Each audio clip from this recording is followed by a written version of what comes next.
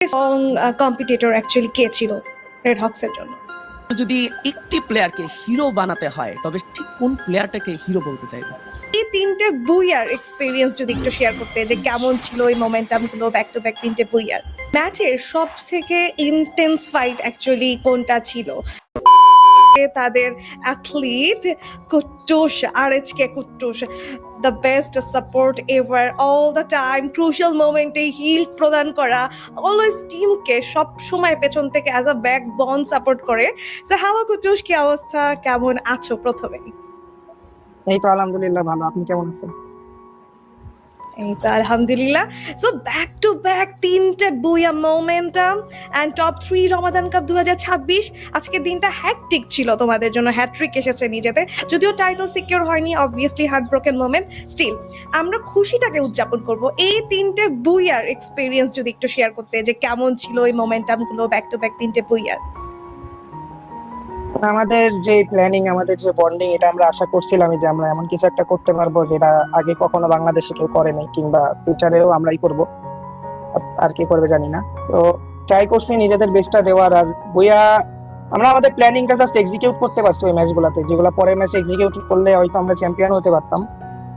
তো ওই তিনটা ম্যাচ বইয়া আমাদের কাছে খুবই ভালো লাগছে। একটা ভালো স্পিরিট পাইছি আমরা, একটা বুস্ট আপ আসছিল। যাই হোক, আলহামদুলিল্লাহ।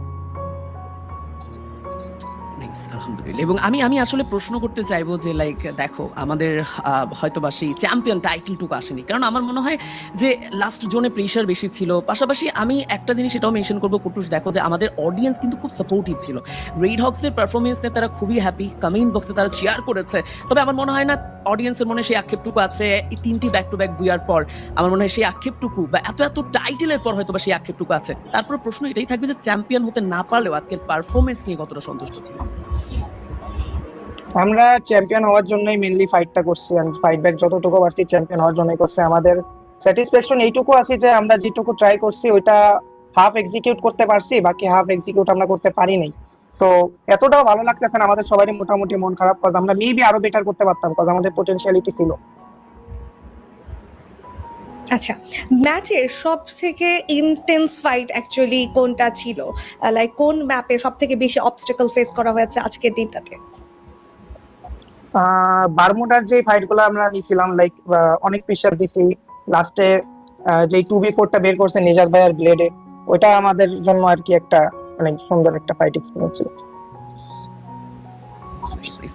বাট যেহেতু আসলে প্লেয়ারদের কথা চলেই আসলো আপু, আমি একটা প্রশ্ন করতে চাইবো। যদি আমি আসলে প্রশ্নটা এভাবে করি যে আজকের ম্যাচগুলো হলো টোটাল আমরা 7টি ম্যাচ খেলেছি, দেখেছি, সেখানে আসলে যদি একটি প্লেয়ারকে হিরো বানাতে হয় তবে ঠিক কোন প্লেয়ারটাকে হিরো বলতে চাইবো? আমাদের টিমের হ্যাঁ। বাংলাদেশে একটা হিরো আছে, ওটা ব্লেড। আমাদের টিমে আর কি।